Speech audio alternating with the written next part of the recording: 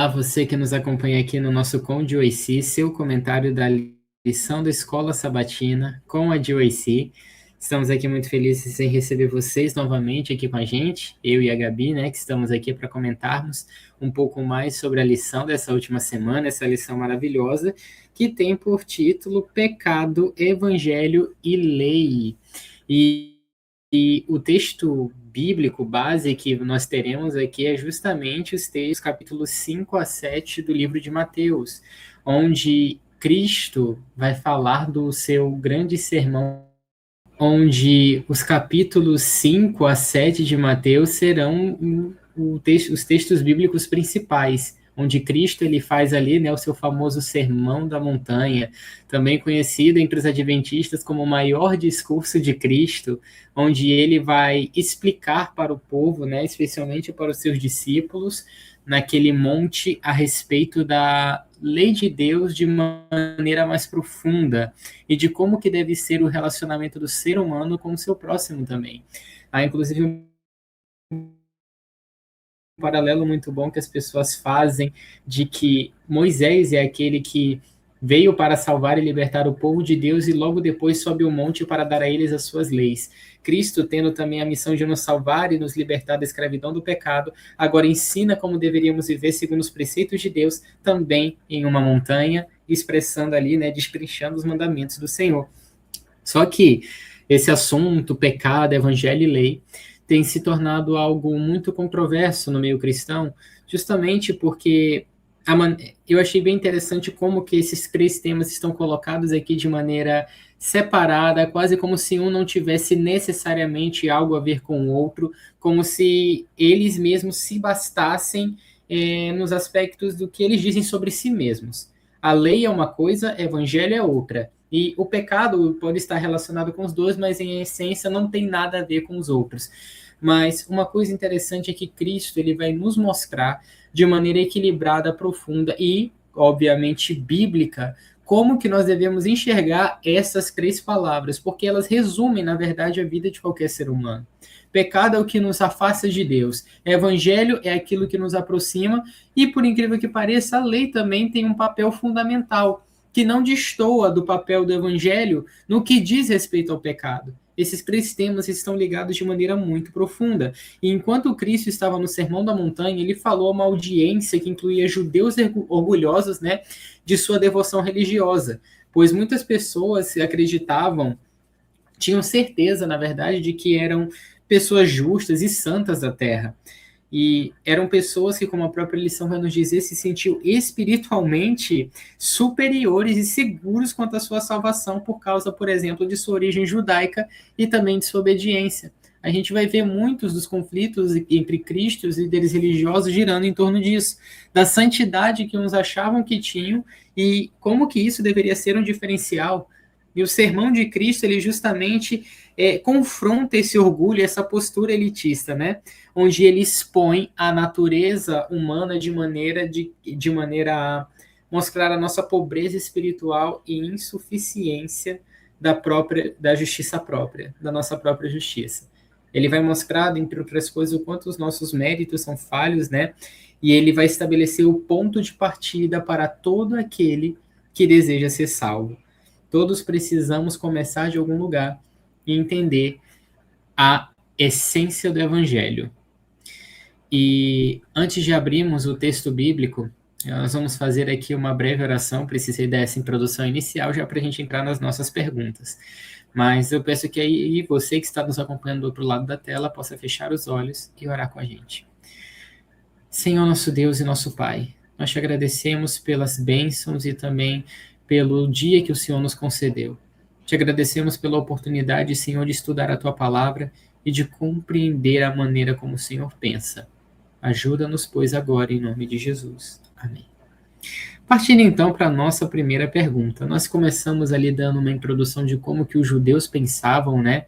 Achavam que pela sua própria conduta, eles poderiam ter o favor de Deus de alguma forma, e muitas vezes nós também pensamos dessa maneira, mas ao mesmo tempo em que muitas pessoas pensam que precisam ir a Deus, que podem se chegar a Deus através de suas próprias obras, existem também as pessoas que acreditam que o evangelho não precisa de lei, não precisa de boas obras e tudo mais. E para muitas pessoas, a lei de Deus é um objeto até mesmo de repulsa, sabe?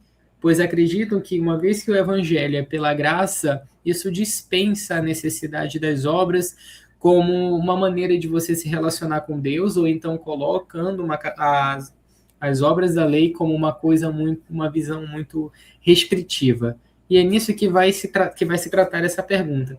Por que a lei de Deus é vista de uma forma tão restritiva e arbitrária também, né? Pois os judeus esperavam que a lei de Deus condenasse outras pessoas. E por incrível que pareça, muitas pessoas também têm essa visão hoje, né, de que a lei de Deus ela serve apenas para nos condenar.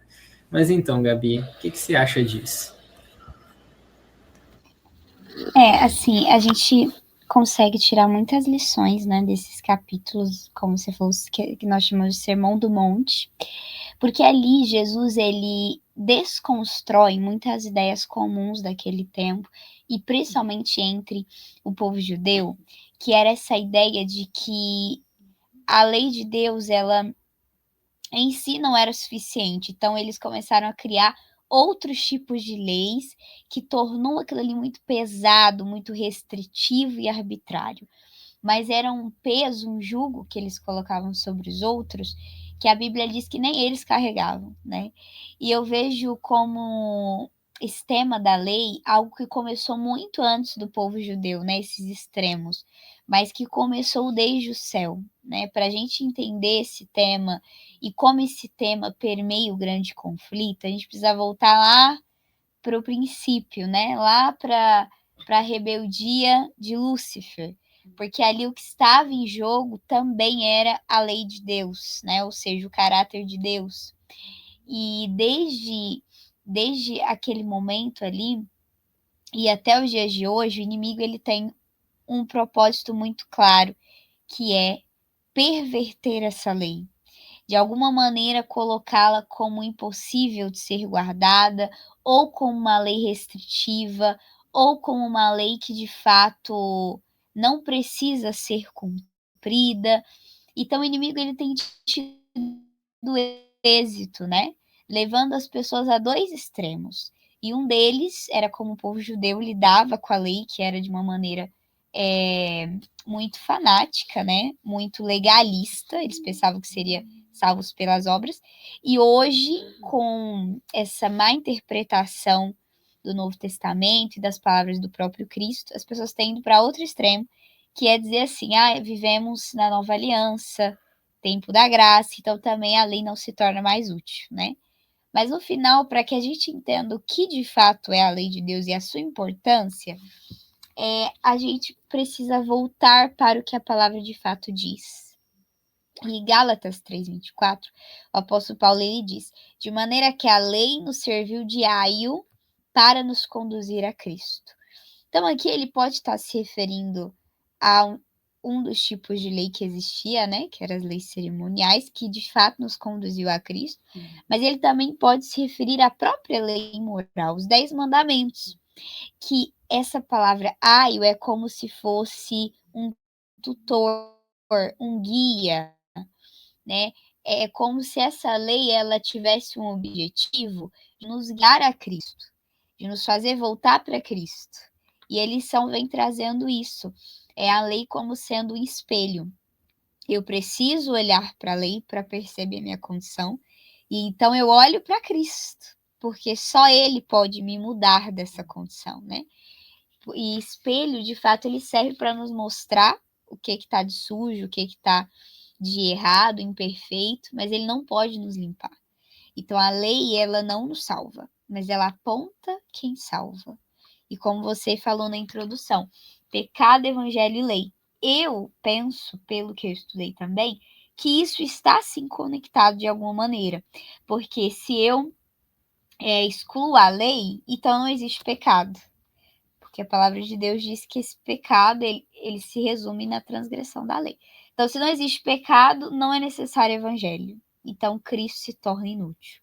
Por isso que esses temas, eles precisam ser entendidos, sim, de forma conectada, entendendo que Jesus de modo nenhum rejeitou os mandamentos ou os anulou, porque nesse próprio sermão ele vai dizer: eu não vim para tirar nada, eu vim para cumprir, eu vim para dar o exemplo.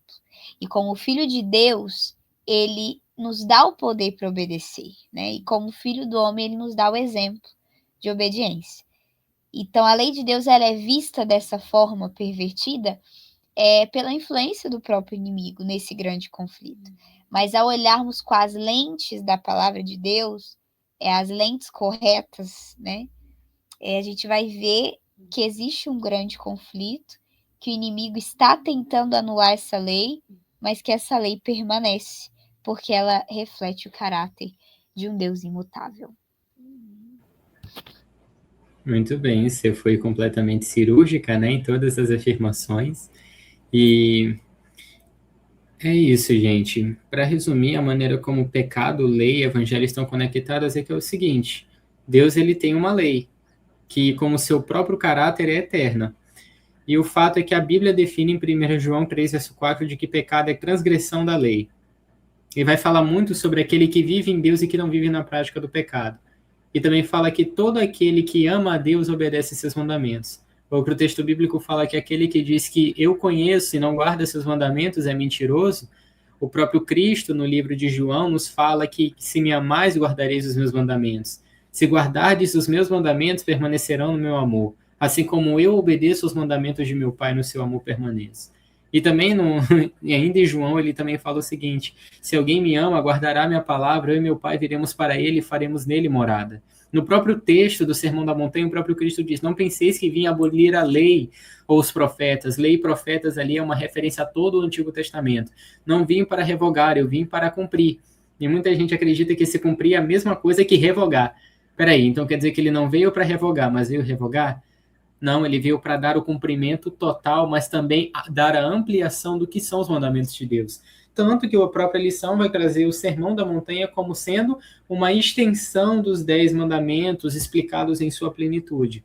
Mas, em resumo, também a própria lição vai nos dizer de que a lei trata, acima de tudo, de relacionamento, por incrível que pareça. Como a Gabi muito bem falou, a lei serve como um espelho. O pecado é a transgressão, é a sujeira. O espelho é aquilo que mostra a sujeira e a necessidade que eu tenho de limpeza. Mas o espelho não pode me limpar. Quando fala que a lei serviu de aio, de tutor, significa ela nos serviu de instrutor, educador. A lei de Deus serve para educar quanto à maneira correta de proceder, mas ela não tem o poder de salvar. Esse papel vem por meio de Cristo, pela mensagem do Evangelho. E o Evangelho, que segundo a Bíblia, é o poder de Deus para a salvação de todo aquele que crê. É a palavra da cruz, Cristo crucificado. E nisso a gente junta textos de Romanos e textos de 1 Coríntios, que fala justamente o resumo de todas essas coisas, no que se resume as boas novas do Evangelho. Poder de Deus para a salvação de todo aquele que crê. E ele, desde o início, desde a sua concepção, até mesmo a consumação, se dá única e exclusivamente pela fé, de maneira que o justo viverá pela fé. Essa é a grande posição. E aqui nós vamos para a nossa segunda pergunta. Como que Cristo estabelece a validade e a função da lei para nós? Já explicamos que a lei de Deus é importante, mas como que Cristo vai tratar essa questão? Como ele via a lei de Deus? E aqui eu também mencionei um pouco a questão de relacionamento e tal. A gente pode tratar disso também já já. Como que a lei de Deus ela tem relação com relacionamento? Joguei uma bomba para a Gabi aí, talvez. É interessante que, quando você fez essa pergunta aí, eu já me lembrei logo de um texto, mas não vou falar ele agora, vou contextualizar primeiro, né? Jesus, ele veio para reafirmar que essa lei é eterna, e ele deixou muito claro que essa lei é sobre amor. Então, ele começa falando ali no Evangelho de Mateus, né, das bem-aventuranças, bem-aventurados puros de coração, os humildes de coração, humilde de espírito, né? E ele vai descrevendo ali o que de fato é guardar essa lei, né? E guardar essa lei se resume no amor. Amor a Deus, amor supremo a Deus e amor ao nosso próximo. Então, a função da lei de Deus não é nos restringir, não é tirar a nossa liberdade, mas pelo contrário, é nos mostrar de fato esse caráter amável de Deus e produzir em nós esse mesmo amor. Tanto que Jesus ele fala, vocês ouviram, né, o que foi dito aí, que é para odiar, né, os seus inimigos, mas eu digo para vocês que é para amar os seus inimigos e orar pelos que vos perseguem. Então imagina, se eu deixo essa lei de lado, eu deixo de lado a verdade que Deus é amor. E se eu não tenho essa certeza de que Deus é amor, como que a minha vida vai manifestar esse amor? Então, a função dessa lei é, de fato, revelar o caráter de Deus e produzir em nós esse mesmo caráter. Então, muitas vezes a gente olha para a lei de Deus de forma muito legalista. Não, deixa eu fazer um checklist aqui, né? Ah, não falei o nome de Deus em vão, não matei, não roubei, pronto, já estou perfeito. E o próprio Jesus disse, né? Sede perfeitos como eu sou perfeito. Mas você leu o contexto, o que vem antes? É justamente isso, o amor. E é algo que nós não temos como fazer, sabe, por nós mesmos. E é por isso que o Senhor diz que vai escrever em nossos corações a lei dele. O que ele está dizendo eu vou escrever nos corações de vocês o meu caráter, né, o próprio amor.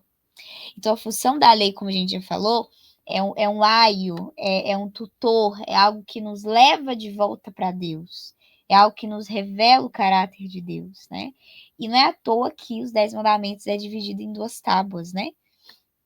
4 mandamentos referentes ao amor a Deus, 6 ao amor ao próximo. E aí muitos dizem, não, mas nem tudo que está aí eu preciso seguir, né? Quando Jesus ele fala os mandamentos, ele não repete todos os mandamentos, mas Jesus ele dá o resumo, né? Que é amor a Deus e amor ao próximo. Então, se eu de fato amo a Deus, eu não vou ter outro Deus diante de mim. Eu não vou falar o nome dele em vão. Se eu realmente amo a Deus, ele vai ser o primeiro, eu não vou adorar imagens, né? E eu vou santificar o sábado, que é o que muitos esquecem. E é justamente esse mandamento que nos lembra que nós temos um Criador. Então, é muito lindo quando a gente vê dessa forma a função da lei. É de fato uma lei que nos guarda, que nos protege, né? E o amor ao próximo. Se eu amo ao próximo, eu não vou desrespeitar meus pais, eu não vou cobiçar, eu não vou matar, eu não vou roubar, não vou dar falso testemunho. Então, veja, seguir essas leis não significa que você agora se tornou impecável, né? Mas que agora você se tornou diferente do mundo. Porque o mundo prega algo totalmente diferente do que a lei de Deus prega. Ah, se fulano fez mal para você, faça pior, né? E a lei de Deus, a palavra de Deus nos diz não. Se ele fez o mal, deseje o bem. Se ele te odeia, ame. Se ele te persegue, ore. Então é algo totalmente assim contrário à lógica do mundo. Mas essa lei de Deus, ela é de fato o nosso norte. Aquilo que nos mostra o caminho e nos mostra aquele que é o caminho, né? Mas eu só consigo perceber a necessidade de Deus se eu olhar para a lei, porque ela revela quem nós somos. Puros, pecadores, imundos, totalmente dependentes dessa graça. E é só pela graça que nós vamos conseguir entender a validação e a função da lei e, de fato, guardá-la, né, em nossa vida. Pois é, né, Gabi? Deus é santo, justo e bom. E o próprio Paulo em Romanos fala que a lei de Deus é santa, justa e boa. Você falou algo muito importante, né, que é sobre os 2 mandamentos, as 2 tábuas, né, e os 2 grandes mandamentos e tudo. De fato, desses 2 mandamentos de amor dependem toda a lei e os profetas, depende de todos os 10 mandamentos, depende de tudo que está escrito na Bíblia. Lei e profeta é Antigo Testamento. Destes 2 mandamentos de amor dependem toda a lei e os profetas. E olha uma coisa incrível. Você falou, seja perfeitos como eu sou perfeito, mas antes disso fala do amor. E eu lembrei de outro texto, né? 1 João 4, verso 7, que diz o seguinte: todo aquele que é nascido de Deus, ama a Deus e conhece a Deus. E no versículo 16, diz assim: assim como conhecemos o amor que Deus tem por nós e confiamos nesse amor. Deus é amor. Todo aquele que permanece no amor, permanece em Deus e Deus nele. Dessa forma, o amor está aperfeiçoado em nós, para que no dia do juízo tenhamos confiança, porque neste mundo somos como ele. Se eu amo como Deus ama, eu sou como Deus em caráter. no amor, aí depois vai falar aqui um pouco sobre medo, né? Mas aqui fala no verso 19, nós o amamos porque ele nos amou primeiro. Ora, se alguém afirmar, eu amo a Deus, mas odiar a seu irmão, é mentiroso, pois quem não ama seu irmão a quem vê, como pode amar a Deus a quem não vê? Ele nos deu este mandamento: quem ama a Deus, ame também a seu irmão. Amor a Deus, amor ao próximo novamente. Engraçado, ele falou sobre odiar o seu irmão, e o Sermão da Montanha trata justamente disso. Cristo, ele expande o mandamento de não matarás para aquele que odiar alguém, estará sob a mesma condenação. E o que é o mandamento de não adulterarás? Lembra-se de que os judeus eles tinham uma visão muito prática das coisas. Ele achava que tudo se restringia à ação. Mas Cristo ali revela a intenção de um coração ao dizer que aquele que simplesmente olhar para uma mulher com intenção impura em seu coração já cometeu adultério. Aquele que simplesmente odiar a seu irmão é como se já tivesse cometido assassinato. E, enfim, ele, em outras situações, né, não nesse mesmo contexto, vai falar, por exemplo, vocês desonram o mandamento pai e mãe, quando na verdade pegam todo o dinheiro que deveria ser para cuidar deles, para dar como oferta ao Senhor, sendo que na verdade vocês vão usar isso para benefício próprio. E usam o nome de Deus. Dessa maneira vocês descumprem o mandamento honrar pai e mãe. E Cristo sempre afirma que os homens invalidam seus mandamentos por conta de suas tradições. E muitas delas, na verdade, são apenas para esconder o pecado que habita em nós. Pois o pecado é a transgressão da lei, e o salário do pecado é a morte. Mas chegamos agora a um outro momento muito importante aqui, né? Que é o da dica de OIC.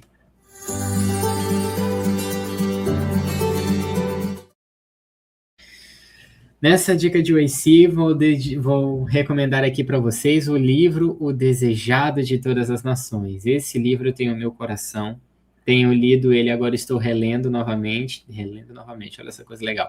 Mas, enfim, o que vai ficar recomendado para vocês aqui é o capítulo 21, que é justamente sobre o Sermão da Montanha, onde Cristo vai explicar de maneira profunda o coração da lei de Deus.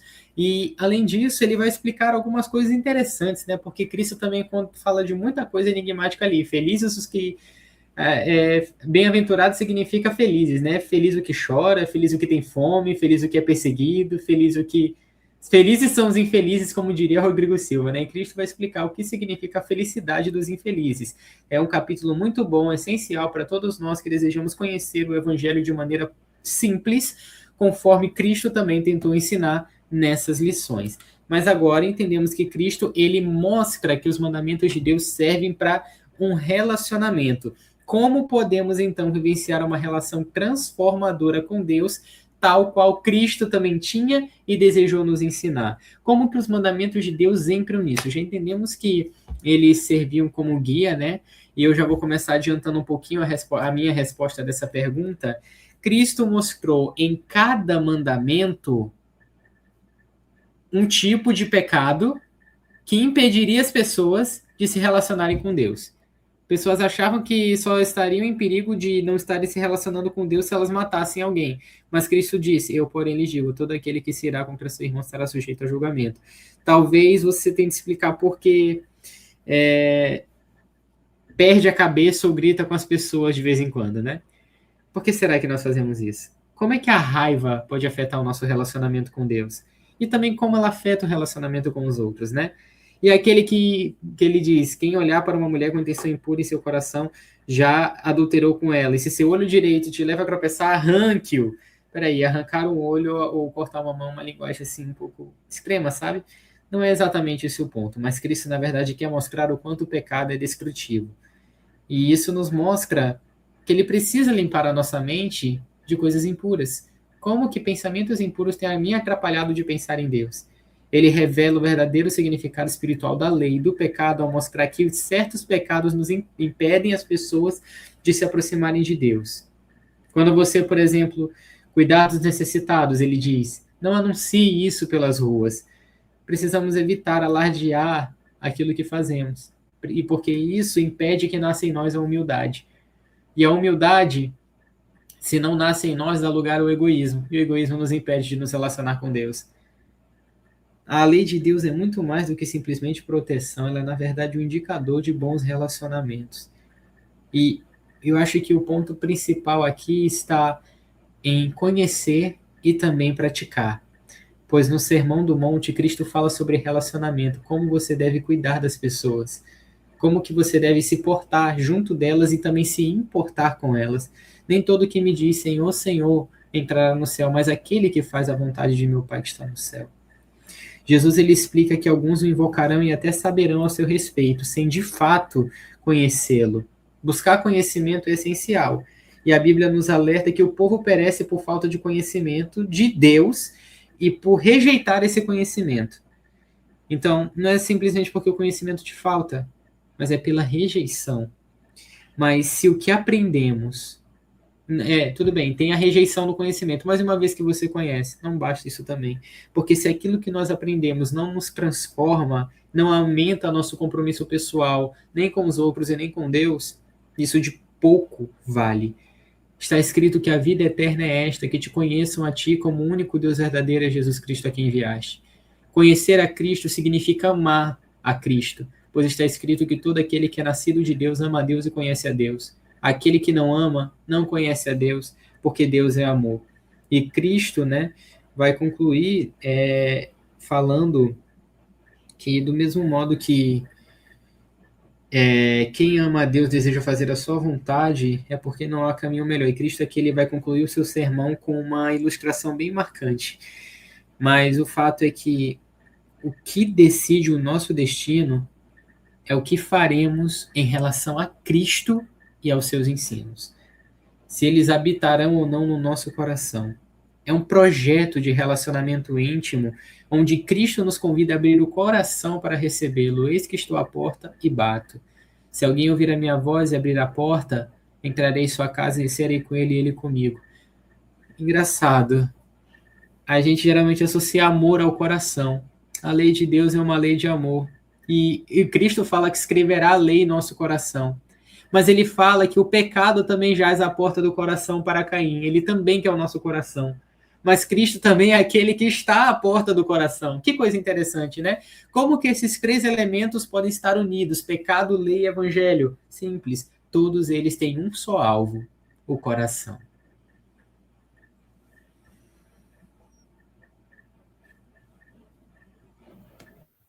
É isso mesmo. Então, em relação à pergunta, né? Como podemos vivenciar uma relação transformadora com Deus? É impossível, né? A gente revelar uma obediência genuína sem um relacionamento com Deus. Simplesmente porque a obediência, ela não é a causa, né? Desse relacionamento, dessa salvação, dessa transformação. Ela é o resultado. Então eu não devo me preocupar, ai, será que eu caí aqui? Será que eu tô... Não, eu só preciso buscar ter um relacionamento com Deus, estar ligado à videira. Porque aí, certamente os frutos serão vistos, e o fruto dessa comunhão, desse relacionamento é a obediência, né? Então, o próprio Jesus, ele nos diz isso lá no Evangelho de João, no capítulo 15, verso 10 e 12, ele fala assim: se vocês obedecerem aos meus mandamentos, permanecerão no meu amor, assim como tenho obedecido aos mandamentos do meu Pai e permaneço no amor dele. Então, o Jesus deixa muito claro, olha, a minha vida foi de submissão, a minha vida foi de entrega e obediência, né? E o próprio Paulo vai dizer que ele de fato aprendeu pela obediência, né? Ele realmente foi submisso a Deus, cada passo, a cada dia ele buscava a direção do Pai. E ele disse aqui: eu obedeci os mandamentos de meu Pai, e assim também, se vocês me amam, vocês também vão obedecer. Mas não é o contrário, né? Primeiro então eu vou obedecer, depois eu vou amar. Primeiro eu vou guardar a lei, e depois eu vou conhecer o Deus dessa lei. Não, porque senão se torna legalismo. Eu preciso entender que sem esse relacionamento com Deus, sem estudar a Bíblia, orar, eu não vou ter essa intimidade, eu não vou conhecer a Deus. E como que eu vou obedecer quem eu nem conheço? Como eu vou amar quem eu nem passo tempo? Então aqui o ponto principal é o relacionamento, é conhecer a Deus. Porque a palavra diz, né? Se alguém quiser se orgulhar, se orgulhe de conhecer, de me conhecer. Então, o conhecimento de Deus é a condição para que a gente realmente consiga guardar essa lei e obedecer, né? Estar conectado à videira. E aqui na lição de quinta-feira fala sobre isso, né? Jesus nos convida a abrir o coração e recebê-lo, para que o projeto de uma vida em comunhão com Deus fique gravado em nosso coração e em nosso passo. Então, assim, conhecer a Deus é o objetivo da nossa caminhada cristã. Porque não é meramente seguir ali a letra da lei, né? Mas realmente o espírito da lei, que é o amor. Então, quanto mais tempo eu contemplar a Deus, o seu caráter, a sua palavra, ele vai ser revelado por meio da minha vida, esse amor vai ser revelado. E a obediência vai ser um fruto dessa comunhão. Então, o apelo do Espírito Santo para você hoje é que você passe mais tempo com Deus. Mais tempo em oração, mais tempo estudando a Bíblia, estudando a lição, porque isso vai te ajudar a conhecer mais desse Deus que é maravilhoso, né? Um Deus de amor. E ao contemplá-lo, você será transformado de glória em glória.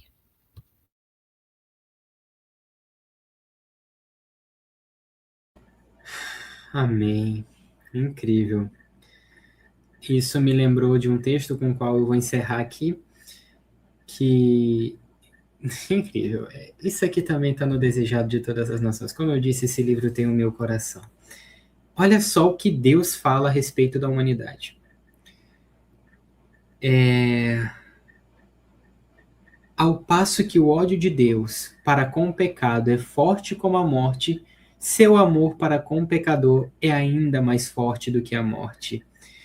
Havendo empreendido nossa redenção, Deus não poupará coisa alguma, por mais cara que lhe seja, se necessário for, a finalização de sua obra. Nenhuma verdade essencial à nossa salvação é escondida, nenhum milagre de misericórdia é negligenciado, nenhum instrumento divino deixa de ser posto em ação. Os favores amontoam-se aos favores, e as dádivas acrescentam-se às dádivas. Todo o tesouro do céu se acha franqueado àqueles que ele busca salvar. E havendo coletado as riquezas do universo e aberto os recursos do infinito poder, Deus entrega tudo nas mãos de Cristo e diz: tudo isso é para o homem. Serve-te de tudo isso para lhe provar que não há amor maior do que o meu na terra e no céu. Sua maior felicidade se achará em me amar, ele a mim. Eis o segredo da felicidade do homem, me amar.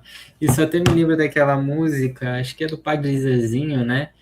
Que é muito bonita, que é justamente essa pergunta: o que é preciso para ser feliz? A música fala sobre amar como Jesus amou, sonhar como Jesus sonhou, pensar como Jesus pensou, viver como Jesus viveu, sentir o que Jesus sentia, sorrir como Jesus sorria, e ao chegar ao fim do dia, eu sei que eu dormiria muito mais feliz. No tudo isso se resume não apenas em amar como Cristo, mas amar a Cristo. Esse é o segredo do Evangelho e da transformação do coração. Aquele que diz, eu conheço, não guarda meus mandamentos, é mentiroso. Mas aquele que guarda os meus mandamentos, que tem os meus mandamentos e os guarda, esse é o que me ama. E aquele que me ama será amado por meu Pai. Eu também o amarei e me manifestarei a ele. E o engraçado é que o nosso amor nada mais é do que uma resposta ao amor de Cristo, pois nós o amamos porque ele nos amou primeiro. Deus comunica a vida ao Filho, o Filho comunica a vida a nós, e nós respondemos com amor e serviço, e Cristo devolve isso a Deus. É uma coisa incrível. E para você que está aqui nos acompanhando, né, a gente pede perdão por não ter feito isso no início, mas queremos que você nos siga nas nossas redes sociais, né? @DeOAC no nosso Instagram, né? Onde você fica por dentro de conteúdos incríveis e também de novidades aqui pelo nosso canal do YouTube. Se você, por acaso, não está inscrito nesse canal e também não nos segue nessas redes sociais, eu não sei o que você está fazendo, perdendo tempo aí. E eu também não sei o que a gente precisa fazer para tu seguir a gente. Enfim, faz essa moralzinha pra gente.